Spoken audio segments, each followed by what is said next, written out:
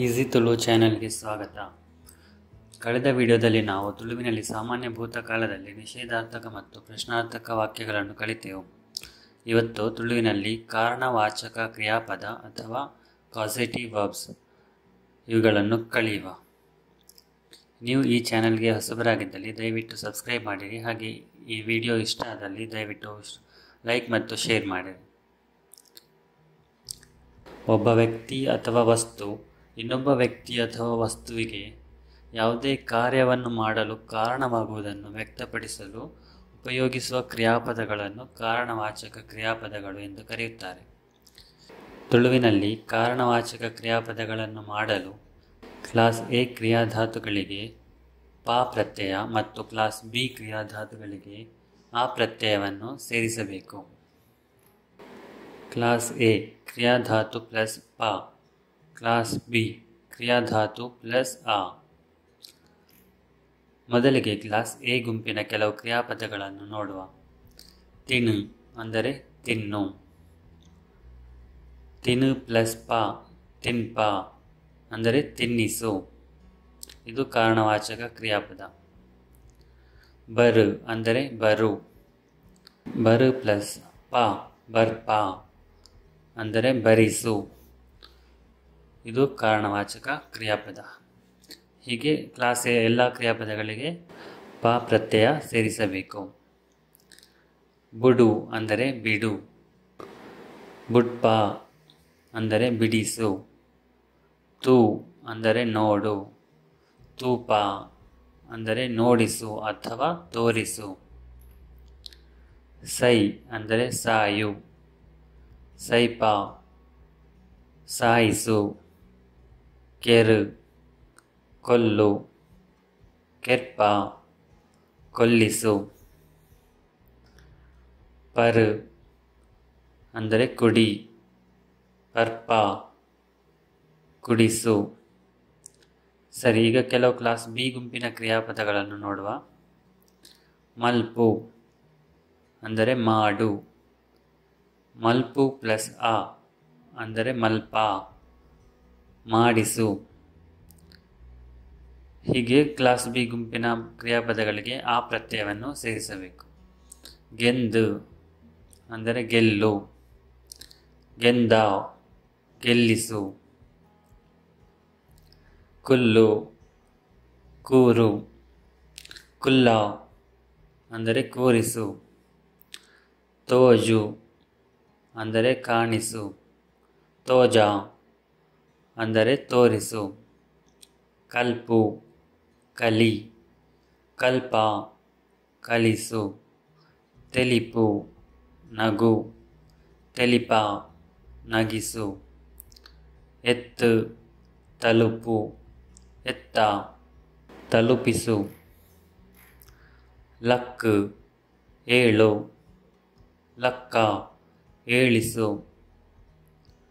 Nut ಬೇಡು. ನಟ್ಟ ಬೇಡಿಸು. Murukku ಮುಳುಗು. ಮುರ್ಕ ಮುಳುಗಿಸು. ಜಾರು ಅಂದರೆ ಜಾರು.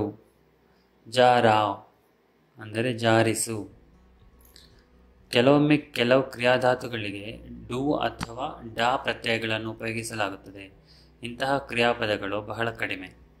ಉದಾಹರಣೆಗೆ ಲೆಪ್ಪು ಅಂದರೆ ಕರೆ. ಲೆಪ್ಪುಡ ಅಂದರೆ ಕರೆಯಿಸು.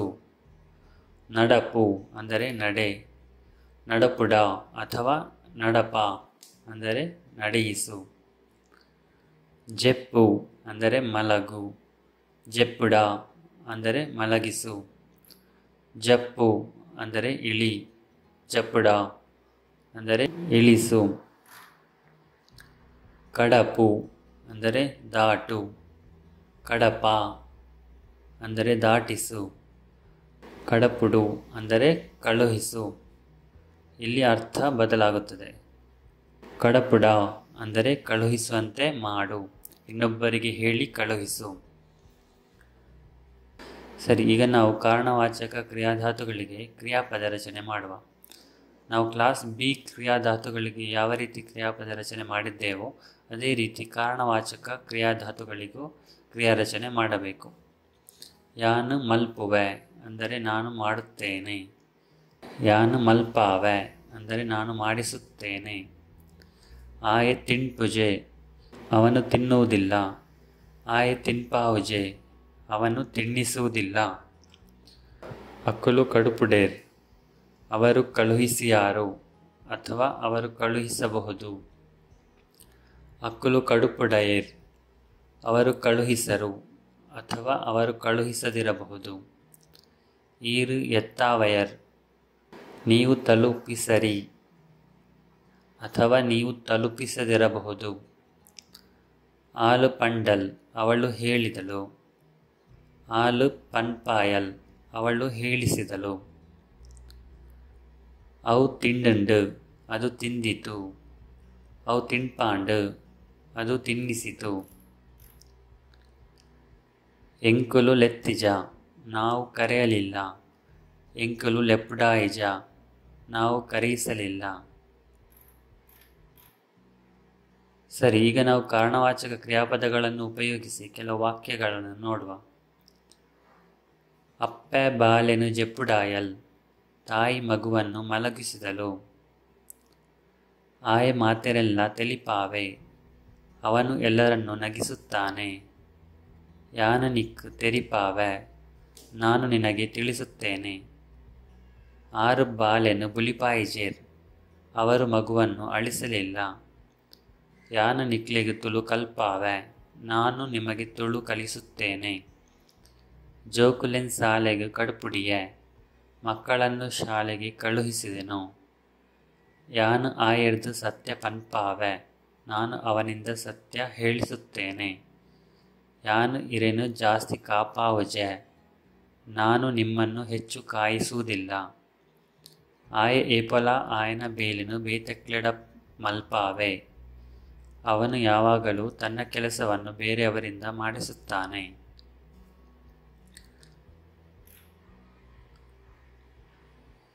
ಸರಿ, ಈಗ ತುಳುವಿನಲ್ಲಿ ಕೆಲವು ಅಕರ್ಮಕ ಕ್ರಿಯಾಧಾತುಗಳನ್ನು ಕಲಿಯುವ. ಕೆಲವು ಅಕರ್ಮಕ ಕ್ರಿಯಾಧಾತುಗಳಿಗೆ ಪೂ ಪ್ರತ್ಯಯವನ್ನು ಸೇರಿಸುವ ಮೂಲಕ ಸಕರ್ಮಕ ಕ್ರಿಯಾಧಾತುಗಳಾಗಿ ಬದಲಾಯಿಸಬಹುದು ಮತ್ತು ನಂತರ ಅವುಗಳಿಗೆ ಆ ಪ್ರತ್ಯಯವನ್ನು ಸೇರಿಸುವ ಮೂಲಕ ಕಾರಣವಾಚಕ ಕ್ರಿಯಾಧಾತುಗಳಾಗಿ ಬದಲಾಯಿಸಬಹುದು. ಅಕರ್ಮಕ ಕ್ರಿಯಾಪದ ಎಂದರೆ ಯಾವುದೇ ಕರ್ಮಪದವಿಲ್ಲದೆ ಉಪಯೋಗಿಸಬಹುದಾದಂಥ ಕ್ರಿಯಾಪದ. ಸಕರ್ಮಕ ಕ್ರಿಯಾಪದ ಎಂದರೆ ಅರ್ಥಪೂರ್ತಿಗಾಗಿ ಕರ್ಮಪದವನ್ನು ಅಪೇಕ್ಷಿಸುವ ಕ್ರಿಯಾಪದ. ಸರಿ, ಈಗ ಕೆಲವು ಉದಾಹರಣೆಗಳನ್ನು ನೋಡುವ. ಕಾಯ್ ಅಂದರೆ ಕನ್ನಡದಲ್ಲಿ ಕಾಯು ಅಂದರೆ ಫ್ರೈ ಆಗು. ಇದೊಂದು ಅಕರ್ಮಕ ಕ್ರಿಯಾಪದ. ಇದಕ್ಕೆ ನಾವು ಪೂ ಪ್ರತ್ಯಯ ಸೇರಿಸಿದಾಗ ಇದು ಸಕರ್ಮಕ ಕ್ರಿಯಾಪದವಾಗುತ್ತದೆ. ಕಾಯ್ ಪ್ಲಸ್ ಪೂ ಕಾಯ್ಪು ಅಂದರೆ ಕಾಯಿಸು. ಹಾಗೆ ಇದಕ್ಕೆ ಆ ಪ್ರತ್ಯಯ ಸೇರಿಸಿದಾಗ ಇದು ಕಾರಣವಾಚಕ ಕ್ರಿಯಾಪದವಾಗುತ್ತದೆ. ಕಾಯ್ಪು ಪ್ಲಸ್ ಆ ಕಾಯ್ಪ ಅಂದರೆ ಕಾಯಿಸುವಂತೆ ಮಾಡು ಅಂದರೆ ಇನ್ನೊಬ್ಬರಿಗೆ ಹೇಳಿ ಕಾಯಿಸು ಅಥವಾ ಫ್ರೈ ಮಾಡು. ಪೊಲಿ ಅಂದರೆ ಮುರಿ ಅಥವಾ ತುಂಡಾಗು. ಇದೊಂದು ಅಕರ್ಮಕ ಕ್ರಿಯಾಪದ. ಪೊಲಿ ಪ್ಲಸ್ ಪು ಪೊಲಿಪು ಅಂದರೆ ಮುರಿ ಅಥವಾ ತುಂಡು ಮಾಡು. ಇದು ಸಕರ್ಮಕ ಕ್ರಿಯಾಪದ. ಪೊಲಿಪು ಪ್ಲಸ್ ಆ ಪೊಲಿಪ ಅಂದರೆ ಮುರಿಸು ಅಥವಾ ತುಂಡು ಮಾಡಿಸು. ಹಾಗೆ ಉರಿ ಅಂದರೆ ಕನ್ನಡದಲ್ಲಿ ಕೂಡ ಉರಿ. ಉರಿಪು ಅಂದರೆ ಉರಿಸು ಅಥವಾ ಊದು. ಉರಿಪ ಅಂದರೆ ಊದಿಸು. ಒರಿ ಅಂದರೆ ಉಳಿ. ಒರಿಪು ಅಂದರೆ ಉಳಿಸು. ಒರಿಪಾವ್ ಅಂದರೆ ಉಳಿಸುವಂತೆ ಮಾಡು, ಇನ್ನೊಬ್ಬರಿಗೆ ಹೇಳಿ ಉಳಿಸು. ಮುಗಿ ಮುಗಿಯು. ಮುಗಿಪು ಅಂದರೆ ಮುಗಿಸು. ಮುಗಿಪ ಅಂದರೆ ಮುಗಿಸುವಂತೆ ಮಾಡು, ಇನ್ನೊಬ್ಬರಿಗೆ ಹೇಳಿ ಮುಗಿಸು. ಮಡಿ ಅಂದರೆ ಮಡಚು, ಮಡಚಿಕೊಳ್ಳು. ಮಡಿಪು ಅಂದರೆ ಮಡಚು. ಮಡಿಪ ಮಡಚಿಸು ಅಥವಾ ಮಡಚುವಂತೆ ಮಾಡು. ಪರಿ ಅಂದರೆ ಹರಿ, ಹರಿದು ಹೋಗು ಅಥವಾ ಕಿತ್ತು ಹೋಗು. ಪರಿಪು ಅಂದರೆ ಹರಿ, ಹರಿದು ಹಾಕು. ಪರಿಪ ಅಂದರೆ ಹರಿಸು, ಹರಿಯುವಂತೆ ಮಾಡು. ದರಿ ಅಂದರೆ ಒಡೆಯು, ಒಡೆದು ಹೋಗು. ದರಿಪು ಅಂದರೆ ಒಡೆಯು, ಒಡೆದು ಹಾಕು. ದರಿಪ ಅಂದರೆ ಒಡೆಯಿಸು. ಪುಡ ಅಂದರೆ ಒಡೆಯು ಅಥವಾ ಸಿಡಿ. ಪುಡಪು ಅಂದರೆ ಒಡೆಯು ಅಥವಾ ಸಿಡಿಸು. ಪುಡಪ ಅಂದರೆ ಒಡೆಯಿಸು ಅಥವಾ ಸಿಡಿಸುವಂತೆ ಮಾಡು. ಕಡಿ ಅಂದರೆ ಮುರಿ ಅಥವಾ ತುಂಡಾಗು. ಕಡುಪು ಅಂದರೆ ಕಡಿಯು. ಕಡ್ಪ ಅಂದರೆ ಕಡಿಸು. ಈ 3 ಕ್ರಿಯಾಪದ ರೂಪಗಳ ನಡುವಿನ ವ್ಯತ್ಯಾಸವನ್ನು ತಿಳಿಯಲು ಕೆಲವು ಉದಾಹರಣೆ ವಾಕ್ಯಗಳನ್ನು ನೋಡುವ. ಮೊದಲಿಗೆ ಕರ್ಮಕ ಕ್ರಿಯಾಪದಗಳನ್ನು ಉಪಯೋಗಿಸಿದ ಕೆಲವು ವಾಕ್ಯಗಳನ್ನು ನೋಡುವ.